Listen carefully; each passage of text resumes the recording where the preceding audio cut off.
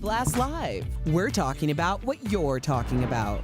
Real, honest, entertaining, live. DBL starts right now.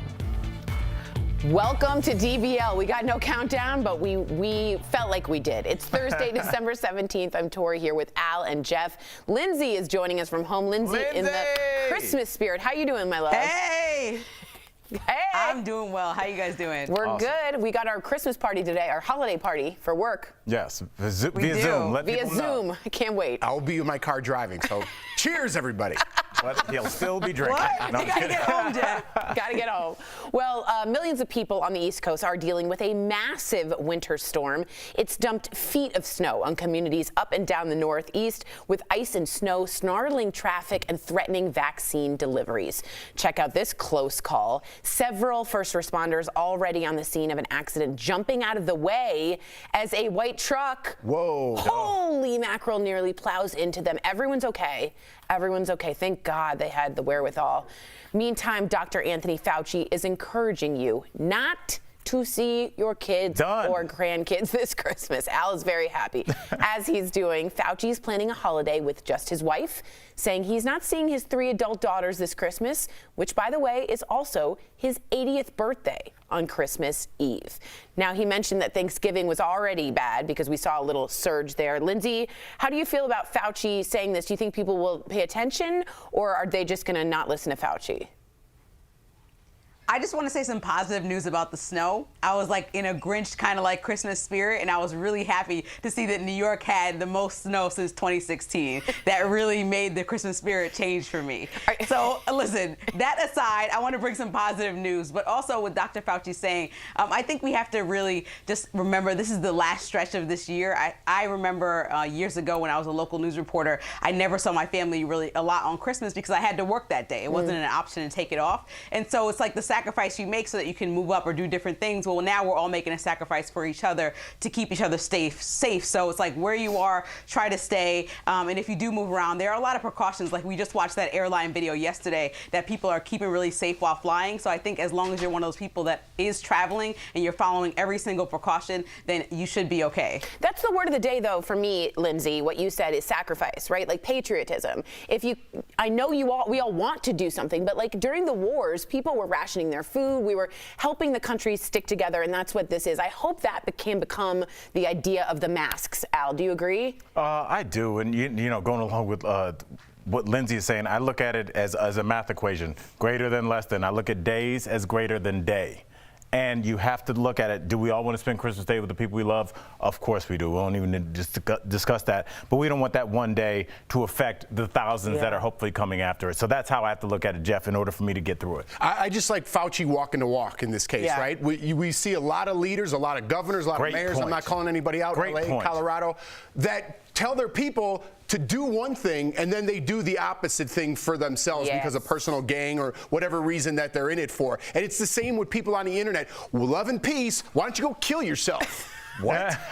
You're talking out of both ends of your mouth, you know what I mean? So it's like, I love that someone's walking the walk. We need leadership, we need people, we need individuals that we see. He's going to turn 80 years old, he's not going to spend that with his grandkids. That's a big sacrifice. So tip of the hat to you, Dr. Fauci. I agree with you. And we've seen, let's just call it like Gavin Newsom, the Democrat from California. He said he wasn't going out, and then he ended up at French Laundry eating with everyone, and he had to call himself out. So good on you for calling them out. Well, I said Los Angeles. I just didn't give his phone number. He's a Capricorn. No, I'm kidding. All right, you've got to see these creepy Canadian COVID PSAs. All right, I didn't call them creepy. I didn't see them yet. The first one features a man with a coronavirus particle mask on his head. He's going to a house party, greeting other guests. He's drinking a beer. He's showing off his dance moves with the tagline, "Nobody loves a house party more than COVID." Can I say something? Wait, I'm not done. Okay. Okay, the next PSA is the same coronavirus man, the same guy. Wow, coming over for a holiday party, drinking eggnog. He's opening gifts with the family. He's eating dinner. And the tagline reads, wow, very similar. Nobody loves a holiday gathering more than COVID. So the question is, do you think these are effective and will stop people from gathering this holiday season? I thought so. No. No, not on you. Why? Because COVID seemed like it was the life of the party.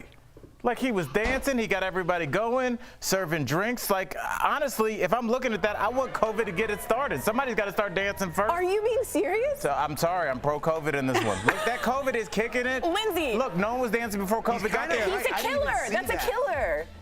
It's like a Ted Bundy type because he's blending right in. That doesn't hit the message home. Okay, Lindsay, tell me why. That does not. It just doesn't. Like it looks like a joke. Like that's just funny to me. That's not like a real. You know what really worked back in the day? Those smoking PSAs that would show like how your voice could sound. I think they need to show people like this could be you on a stretcher. Stop playing. The woman with the hole in her throat, Lindsay, remember that? Where she was like, I smoked for, oh my God, that was very effective. So was that video, I will remember, to adopt pets. That was very effective. Yes. We're off track, but that was very effective. Very quickly, can I just ask, when that came on, didn't you kind of want to change it because you didn't want to see the animals? It made me cry. Now we're way off track. Sorry. But when Walter Payton passed away, they played that song like in Sarah Remembrance. McLachlan.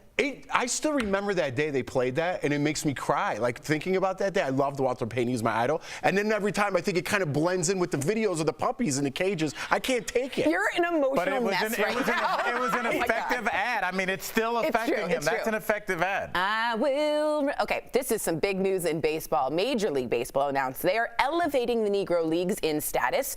What does that mean? All right, it means that all of the statistics about the great players that had been segregated out will now be included and count just the same as the traditional big leagues. What do you think about this in terms of inclusion? Al, what do you think about this? I think this is a great thing. I mean, there were so many great players, and let's not just forget when we talk about segregation, that also was for the Latin ball players as well, which obviously have had a huge impact on the game. Very true. So I think that, you know, if we're going to open up to Negro Leagues, which I'm super pumped about, I would also like to see if there were some professional Latin leagues as well that had comparable stats, because I would like to see the totalitarianism, that's from our favorite movie, Something About Mary, the total package in terms of who was playing good baseball in that era, because we really just have numbers, we don't have footage. I think this is a terrific thing. I just wonder how good and detailed those numbers were back then. You think anyone who's keeping stats really cared about things, you know? I wonder if they really... Maybe they took it more seriously because there was no computer, so maybe you took it seriously. Maybe, but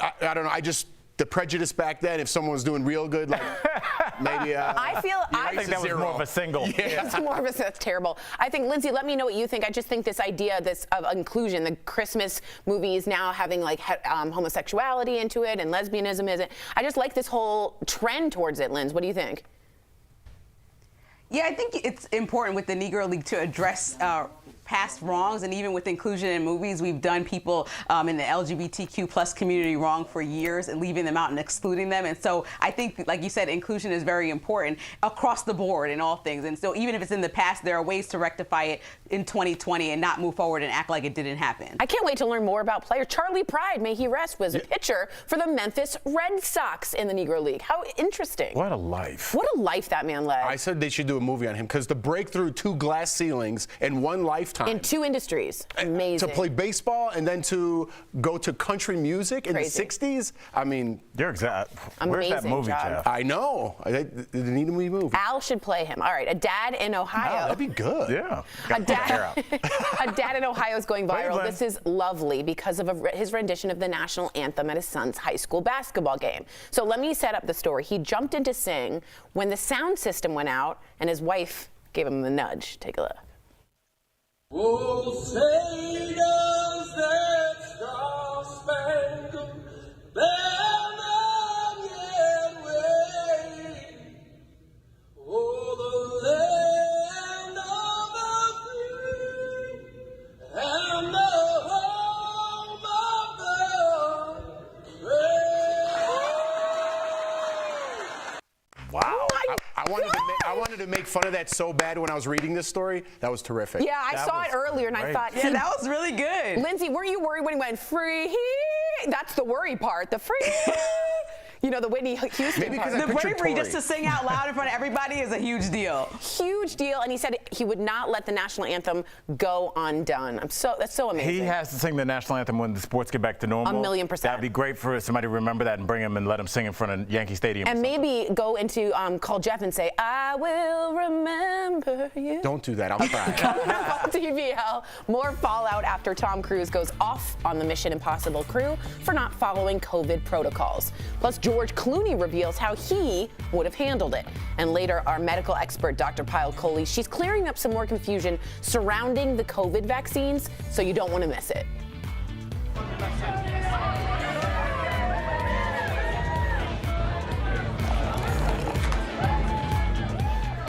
See yourself.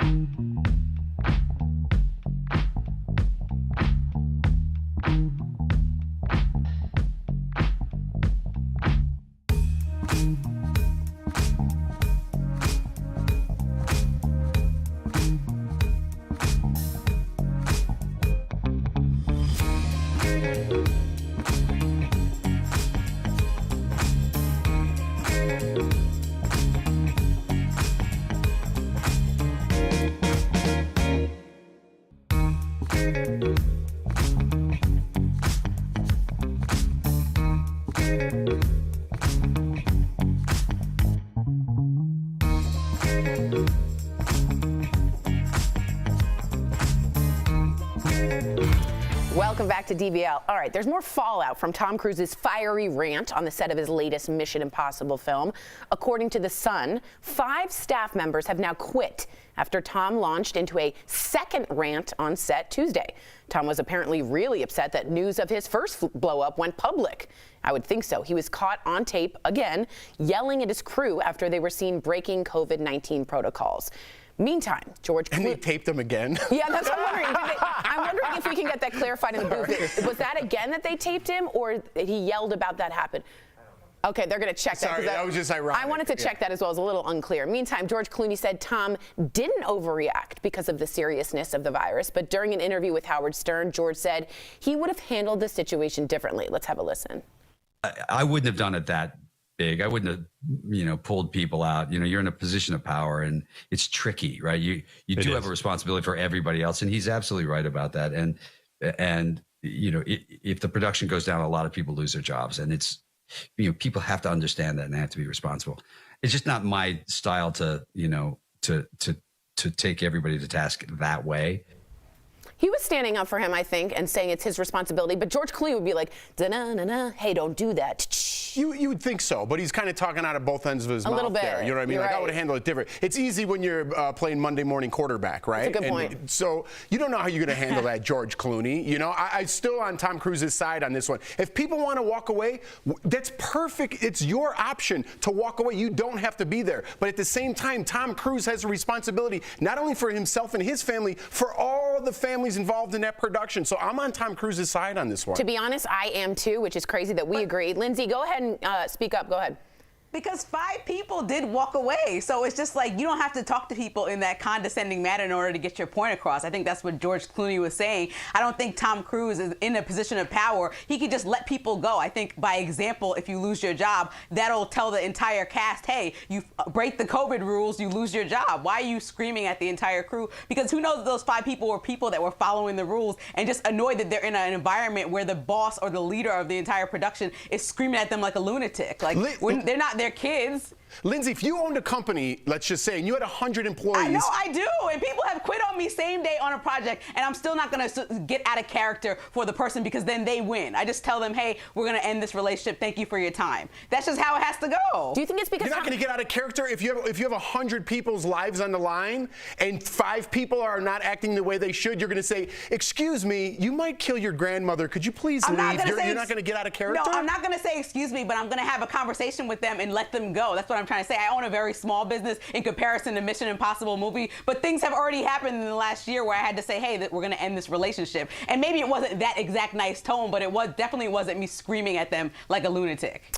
All right, let us know what you guys think. We just heard. I'm a screamer. You're a screamer. Okay, great. The second incident was not on tape. We just wanted to clarify that. We'll be right back.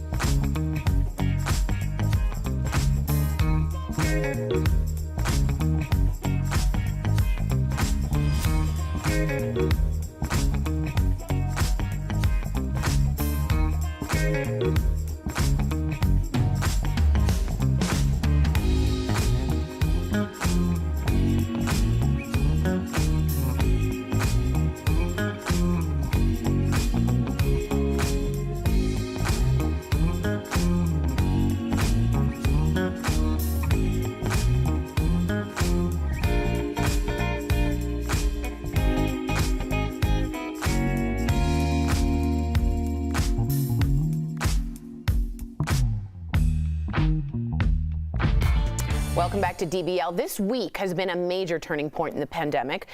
Excuse me, the Pfizer vaccine is being distributed, and today we'll find out. You okay, Biden? I knew you were going to say that. Find out if an FDA panel votes to authorize the Moderna vaccine. Now, we do have Dr. Pyle Coley joining us live. Hello, doctor. How are you? Doc. Hello, do you need a COVID test, Tori? No, I just choked on my own spit, which makes me useless. That needs a test says. Okay. When both vaccines are in circulation, Doc, are there advantages for one over the other depending on your personal medical history? You know, I was very impressed with the Moderna vaccine because I looked at their characteristics of the people in their trial. They had 36.5% representing communities of color compared to only 18% in the Pfizer trial. So, of course, we have more information about those minority groups based on the Moderna trial. They also had 22% of people with high-risk conditions. And this didn't just include the usual lung disease, heart disease, diabetes, and obesity. They also had HIV patients, which we know have an altered immune system, and patients with liver disease. So I think that this vaccine is going to give us more information about these special groups, and I'm looking forward to having it approved. What a Moderna approach to it, huh? Modern. Nope. Yeah, I didn't even get that. Okay, Doc, this is, I want to make sure I get this right. I got it. The vaccine for the Pfizer vials holds as much as 2 extra doses. First, can you explain that? And second, I would think this is a good thing. Yeah, so it's kind of interesting, Jeff. When we make up the vaccine vial, it was supposed to hold 5 doses, and they usually put a little extra to allow for spillage, because as you're drawing it up, you know, you may not draw the exact amount. But what we're finding out is that it can be up to as much as 6 or 7 doses. So think of this kind of like that last little bit of toothpaste you're trying to squeeze out of your toothpaste tube, or that shampoo bottle with a little bit of shampoo at the end. And the FDA is telling people across the country to use those extra doses. Now, there are 2 cautions with using these extra doses. Of course, they can increase the supply of the vaccine by 40%, but if you only give a partial dose, so if you don't get that full dose out, that can be a problem. And they've also cautioned about mixing, like a little left over from this vial, a little left over from this vial. It's not okay to mix it. So good news, but we have to be careful with it. They're calling it the Hanukkah miracle because there's like a little bit left over, though, and it's lasting as the 6th dose. That sounds like a Hallmark movie. Okay, Doc, this question is near and dear to my heart because a good friend of mine actually has Bell's palsy, but we have seen that some of the vaccine side effects, there have been reports of Bell's palsy. Can you explain what that is and how it might be caused by the shot? So Bell's palsy is partial paralysis of the face, and it usually is caused by inflammation of the facial nerve that can occur after a viral infection or after inflammation in general. And what they saw was that in the Pfizer trial, they had 4 cases of Bell's palsy, all in the vaccine group. And in the Moderna trial, there are 3 cases of Bell's palsy, 2 out of 3 in the vaccine group. So at this point, they have not causally linked it to the vaccine because there's such few numbers that this could have just happened by chance. But I will say that personally, I've got my radar up on this, you guys, because vaccines can potentially be associated with Bell's palsy. So we're going to have to watch the side effect closely. I'm glad she's on it, for real. Thank you so much, Dr. Coley. We'll be right back. Promotional consideration is brought to you by Healthy.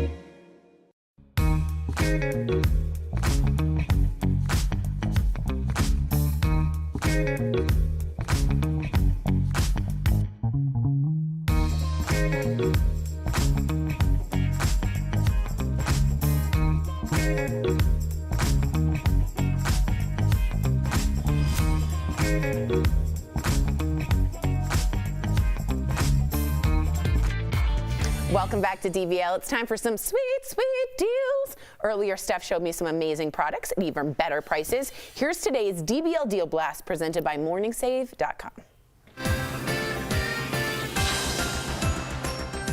I love this part of the day. What do you have for us today, Stephanie? It's the 2-pack Almost Famous facial and brow wash. Whoa. Look at that. So this deal includes your choice of any of the combinations of 2 tools. So the set is designed to gently trim and remove any unwanted hair. And what I really like is that both the tools have got a built-in LED light for full visibility. So normally it's about $60, right, for this kit. We've got it $20 for 2, saving 67%. Amazing. Next up, we've got something that's going to update your bedroom decor that's stylish and chic. Ooh, I like this. It's the View Elements 3-piece coverlet bedding set. It feels fabulous, and it's 100% cotton cover with a polyester fill, which means it's machine washable. Heck yeah. Love that. Yeah. So normally, this is between $140 to $210, depending on the sizing that you get, Tori. We have it for $39. Oh my God. Saving 81%. There's nothing worse than opening up your pantry and not being able to find what you're looking for. It's awful. Well, you don't need to worry about it anymore with this Eternal Kitchen Ideas 7-piece airtight food container storage set. Love it. I love a good container, Tori. Yes, you do. I do. It comes with 7 canisters, 7 lids, 10 measuring spoons. Whoa. Oh, normally, these are $80, but we've got them for $35, saving up to 56%. Check it out. It's the Bagatelle Faux Suede Drape Jacket. It comes with a cascading open front and a silver tone zipper and pockets for a chic style. It comes in taupe, sand, mustard, love mustard, lipstick, I love these names, and blue stone. So normally this is $99, which I think is a very fair price. Yeah. But we have it for our viewers for $25, saving 75%. I love it. Head on over to morningsave.com, guys, to snag these amazing deals at the lowest prices. You can even visit morningsave.com right on your smartphone. Thank you so much, Steph. All right, guys, it turns out that there is a Charlie Pride movie, and Dwayne "The Rock" Johnson will be portraying the iconic singer, as well as the producers. Terrence Howard was originally cast, but cast changes came after news. Is he going to break the glass ceiling with his hands? Yeah, was Charlie Pride a giant? I don't know. DBL's new every day. We'll see you same time, same place tomorrow. Bye, guys.